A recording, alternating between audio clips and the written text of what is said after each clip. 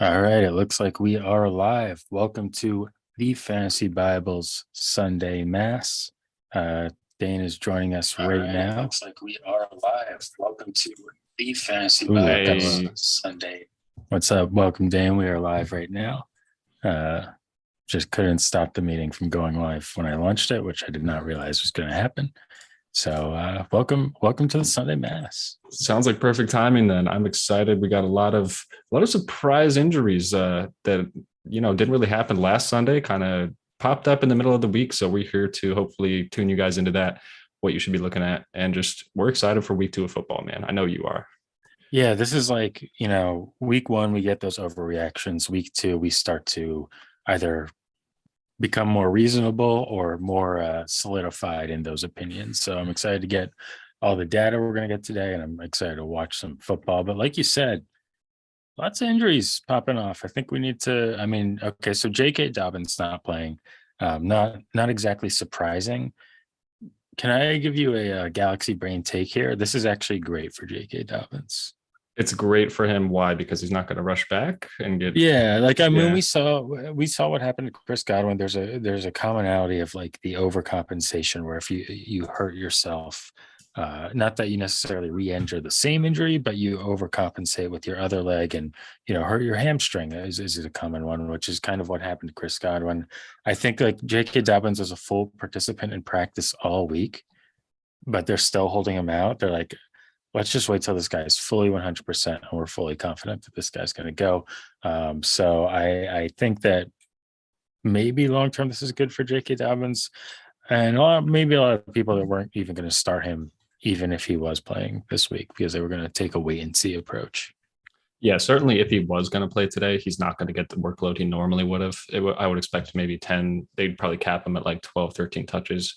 And that's risky for fantasy. So I would have liked to take a wait and see approach. Hopefully you had a better option, but now you don't have to worry about it. You just have to worry about you do have a better option. Another surprise, maybe not big surprise, but Alvin Kamara is out. So do you pivot to Mark Ingram off the waiver wire as the running back against the stout Buccaneers D line? Like, is that worth anything in this matchup? I'm hoping I have another option than Mark Ingram, but he's Yeah. obviously he's going to get the workload. I've been seeing a lot of Rashad White buzz this week, and with all the potential pass catchers that are out for, I think Chris Godwin's out, and then Julio's out. Julio's out. Russell Gage, I believe, is questionable. Mm-hmm. Mike Evans and Leonard for like everyone. Even if a lot of these players end up playing, there, I believe Mike Evans was just activated.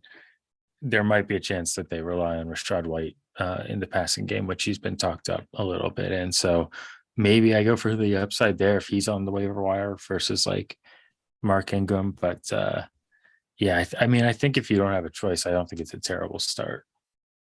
What do you Yeah. think about Paris Campbell?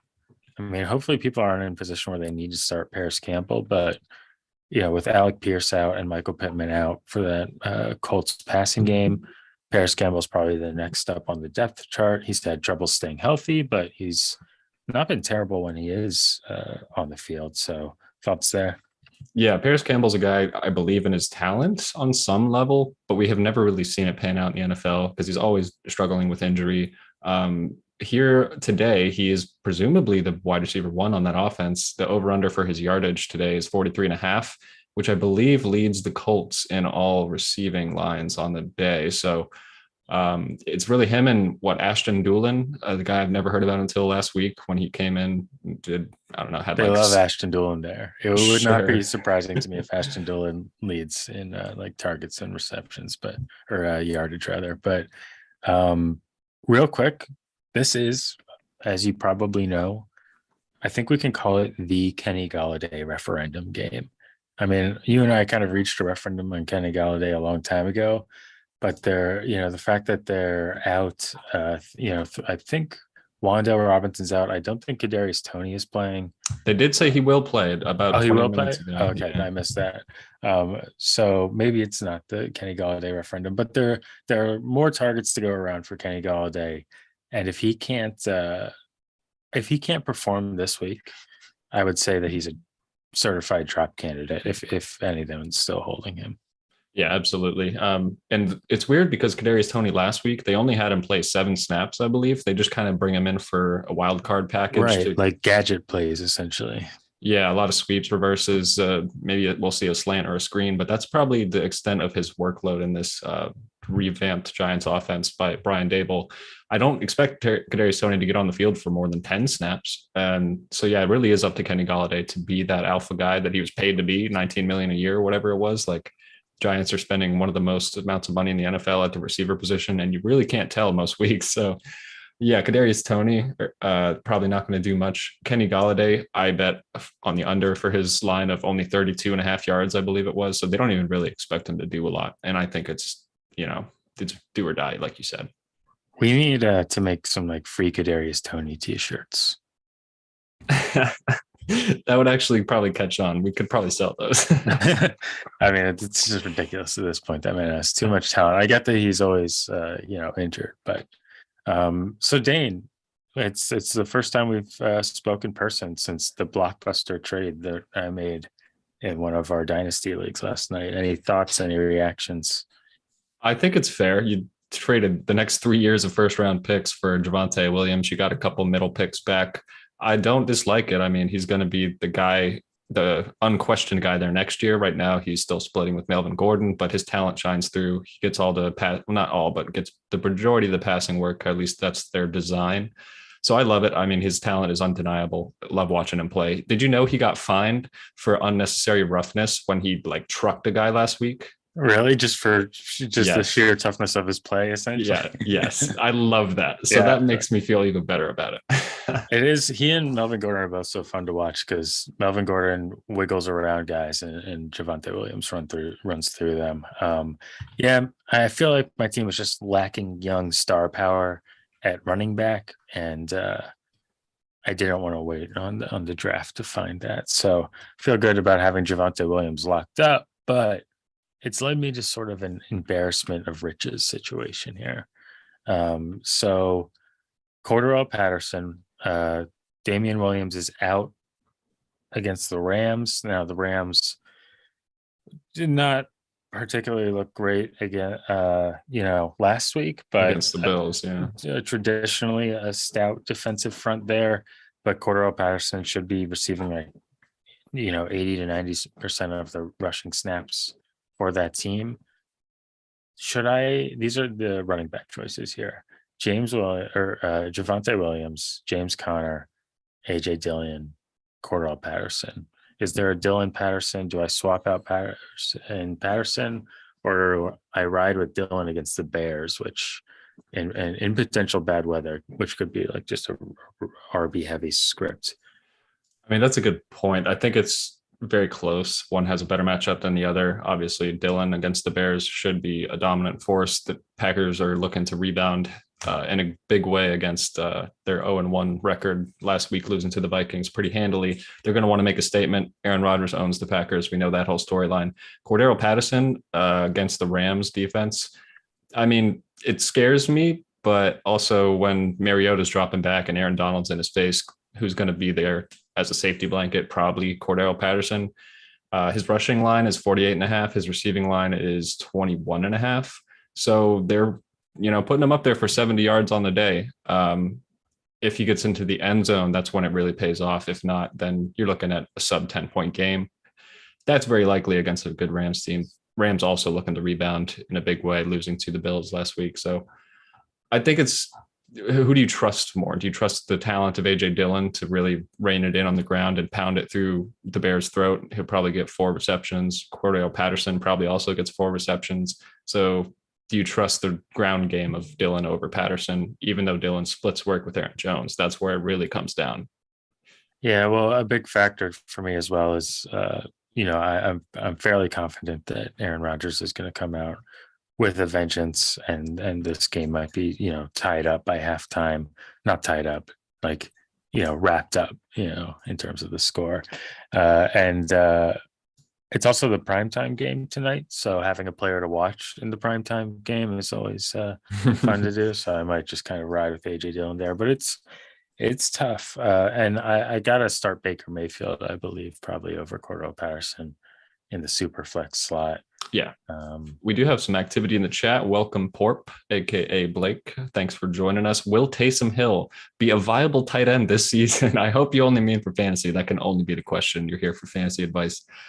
I think Uh, absolutely. I think he is. I think he's got 5 to 6 to 7 scripted touches a game. When he's on the field, he's getting the ball, he runs the ball. That gives you a baseline of like 3 points. And honestly, a baseline of 3 points at tight end is kind of a lot when you're playing the tight end roulette on waiver every week.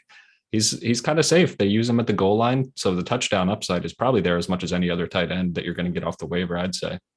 Yeah, in a different league, I dropped like way too much fab on him because I thought people would be competing for this player that, like you said, is getting guaranteed work. Like it's not like, every streaming tight end, you're essentially hoping for a touchdown upside. That's basically it. And this is a guy that might be getting goal line rushes for some unknown, godforsaken reason. So I like that, and I picked him up in a league where I have Kelsey. So my plan was to, if this continues, just start Taysom Hill at tight end and flex out Kelsey. So yeah, I like what's going on because I guess it's the contract maybe, but they seem to be committed to using Taysom. Another question in the chat from Kashif. Thank you for joining and submitting a question. He says Mike Evans or T Higgins PPR. So both these guys are kind of coming off the injury report to play this week. Mike Evans with what was Mike Evans' injury? Was it a knee? I don't even remember, but Mike Evans is always injured, so and he always plays through it. He's a gritty dude. And then T Higgins came out of the concussion protocol. I don't suspect his concussion to hold him back from any snap share. The Bengals do play. They play the Cowboys, so that's a bit of a tough game script to where, I mean, for some reason the line I think is only 7 points, or the spread is only 7 points. I would take the Bengals to definitely cover that. I mean, I don't know what Cooper. I think the Bengals are going to have a real get right game against Cooper Rush, and there's a chance that this is a Joe Mixon heavy game by the end of when all things are said and done. So I would lean Mike Evans. I'm curious what you think, though. I would lean Mike Evans as well. Both these games have relatively modest over-under totals for the high-octane teams that we normally see. 42 for the Bengals game, 43.5 for the Bucks Saints game. Mike Evans is predicted by the sports books to have more yards, and he's probably much more of a lock for a touchdown than T. Higgins is, especially when we presume the Bengals are going to come out to a lead early, probably control the ball, run it a lot. Here's the thing that I did just remember, Dane. Yeah. Bucks are playing the Saints. Tom Brady's 0-4 against the Saints as a Buck. Well, this is a Marshawn Lattimore game. I believe Marshawn Lattimore has held Mike Evans to like, I don't know, 60 yards over their last 3 meetings or something like that. That is roughly accurate. That's a big factor here. But the sports books are betting Mike Evans is going to beat him out with 64.5 on the line here. What do you believe? Do you think Lattimore can really hold him down? If I'm making this decision, I'm probably betting Mike Evans because just weighing in the T. Higgins did not practice on Thursday. He was limited on Wednesday. Now, obviously, got the full practice in, and he is playing. But I don't know. The concussion worries me a little bit, and I would probably be going with Mike Evans. But it's definitely close because Lattimore is definitely a factor. Yeah, and I do think in full PPR, they're probably similar in their reception totals, like probably 4 or 5 as the line for both of them. And I just think Tom Brady doesn't have a better option than Mike Evans today, especially with Julio out, Godwin out, and T. Higgins is always on the same team as Jamar Chase. So I would say the reception is much more safe with Mike Evans as long as he's not coming off the field for his injury. So that factors into, I think.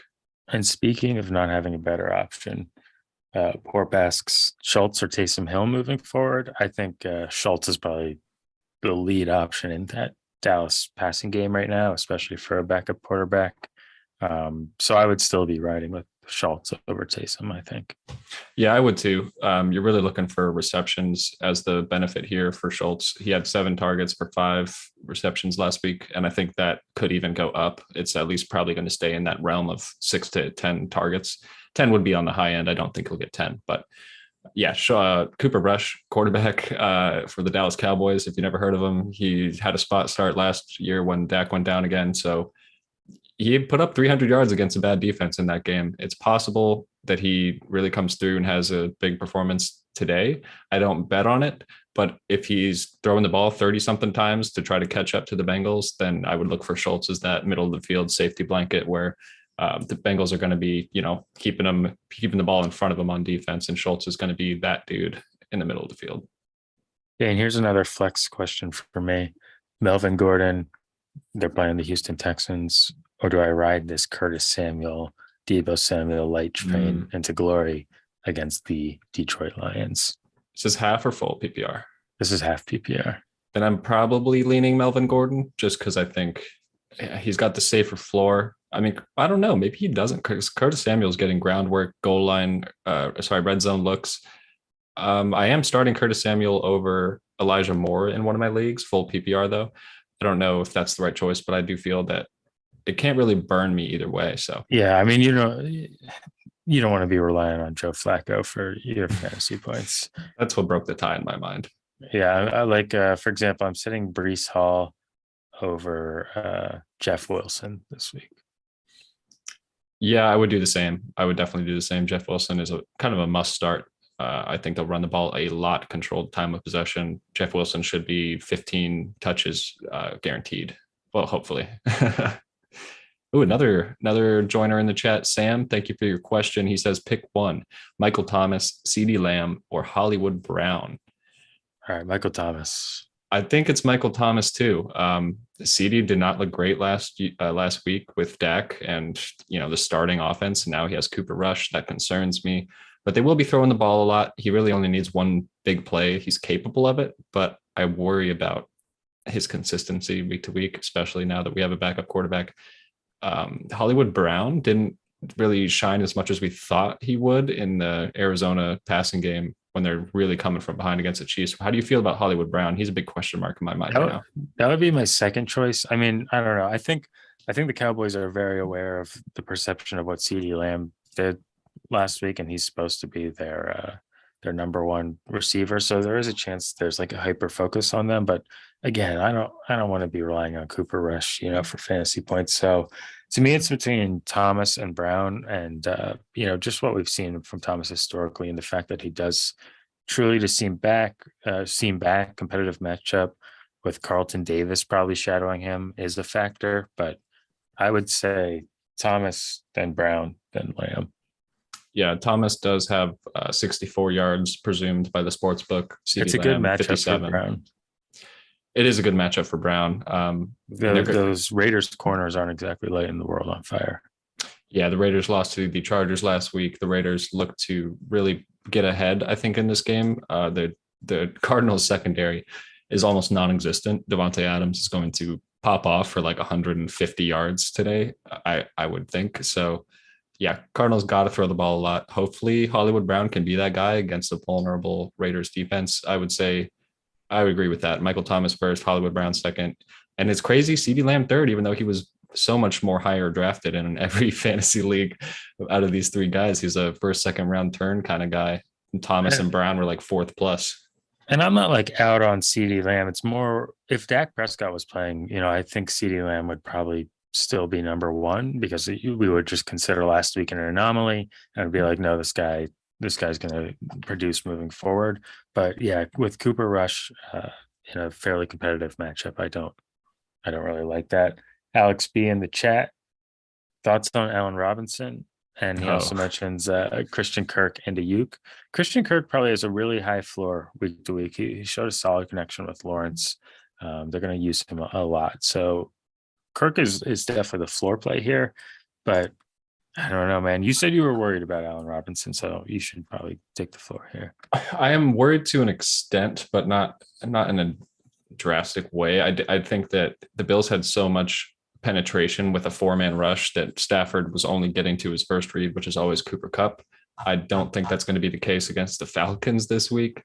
Only problem is if they do get into a positive game script, if they're up, 21-7 in the second half and Allen Robinson didn't do enough in that first half, then you're playing with fire. But I think he's going to come back in a big way this game. I think McVay and Stafford said they need to target Yeah, him more. So exactly. They believe in the player. He was their first and biggest offseason acquisition to replace Odell Beckham Jr. in this offense. I do think he's a safe bet this week, as safe as you can get. But when your other pivot options are Christian Kirk, Ayuk is completely out for me. I would honestly want to drop him if I had him on my team right now. oh, that's Um, crazy. No, I like I him still. I don't think he has a shot at being anything you can count on for fantasy with until Jimmy G's back. Maybe that'll change my mind. No, I think he's going to be a big play flex kind of guy, like I where boomer bust flex guy moving forward. I think he'll average like four attempts, or sorry, four opportunities a game on the season with sorry, Trey Lance. Lance. You know what's Yeah. crazy? I mean, I didn't really watch this full game, but Trey Lance, he only completed 13. Obviously, it was a rainstorm.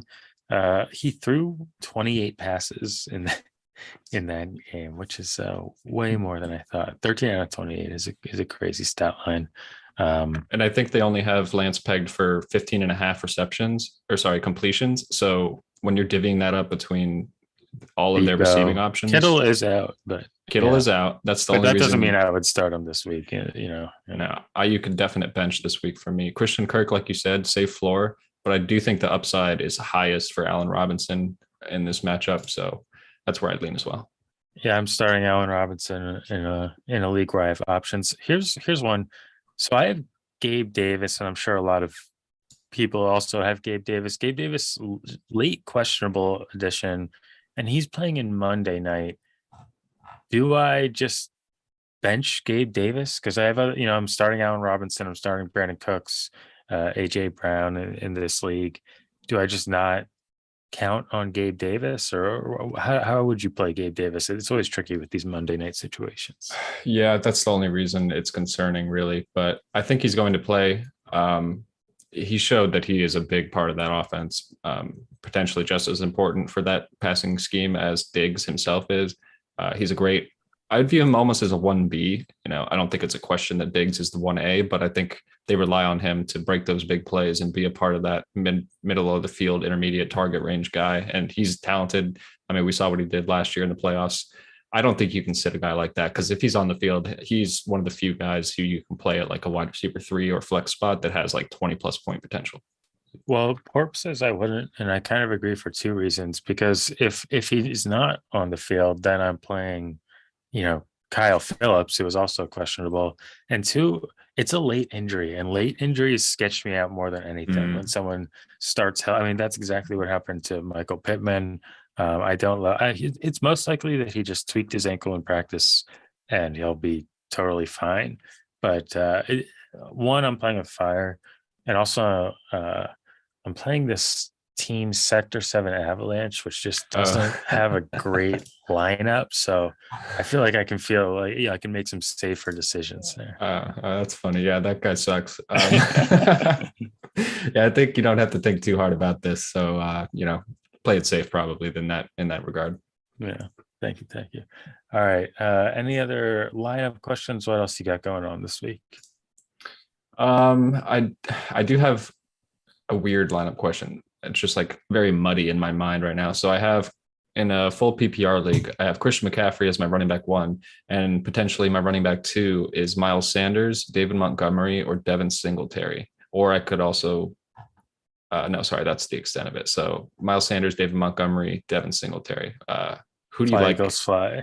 Yeah, I'm going with Miles Sanders. The over under for the total points in that game is the highest out of those 3, I think. So I'm just running with the Eagles. Hopefully he gets another touchdown.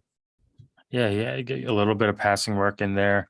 I think that David Montgomery is the clear number 2, but I would still be going with Miles Sanders, because Miles Sanders is just likely to be have more explosive plays behind that offensive line in that high scoring matchup where the Packers are going to be out for revenge. And the whole reason the Packers struggled against Justin Jefferson is because they were so overcommitted to staying in defensive personnel that stopped the run. And so if I think they can be a little bit more comfortable if that's their main strategy, playing that way against the Chicago Bears than obviously the Minnesota Vikings. So yeah, I'm all in on Sanders there. All right, I'll keep him in. And we just got a blurb from Sleeper app excuse me, Jameis Winston playing with 4 fractures in his back today. Oh, all Does right. that change anything? Who was in the chat? Sam. Sam, maybe you want to go with Hollywood Brown. Yeah, Although I don't who's know. backing up? It's not. Oh, it's not Andy Dalton anymore, is it? Well, they have Taysom Hill, dude. I think Andy Dalton might be the backup, which is not like the biggest downgrade. Yeah, do they still have him on the roster? Let me check the depth chart real quick. Man, does that concern you? Like, if he's playing through it, then they believe he can play the full game. This quote says from Jay Glazer says, and he's in a lot of pain. That's like not That's like 1 sack and he could something I come off the love to field. hear about Yeah. about my quarterback. So yeah, I mean Andy Dalton should provide a floor there, but Scary now. yeah, scary now. Maybe go with Hollywood Brown over Michael Thomas. Maybe I'll regret that. I mean, if Jameis has a good game, it's kind of like a Justin Herbert who situation. I was gonna say, then we'll be wow, what a gritty player playing through injury. He's so tough. Yeah. So what kind of beer did you get on your beer run? I went for domestics, just a simple Budweiser and McUltra, the 24-ounce tall boys, and then I got one shooter for kickoff. Gotta lead every 1 p.m. Octo box kickoff in the red zone with a little shot of Tito's. So that's what I'm looking at. What about you? Nice, very efficient. I got some. They have this thing at Winn-Dixie where you can build your own 6-pack. So I got some Killer Whale cream ales in there. I got some mango carts in there, and I got some frost proofs in there. Love a good frost proof. All refreshing. Some nice choices there. I dig it. Yeah. I think there might be an Oktoberfest in there too, because it's fall, y'all. Yeah, 2 weeks from October, Halloween decorations probably already up for some. 90 degrees outside. Yeah, still, I hate that, man.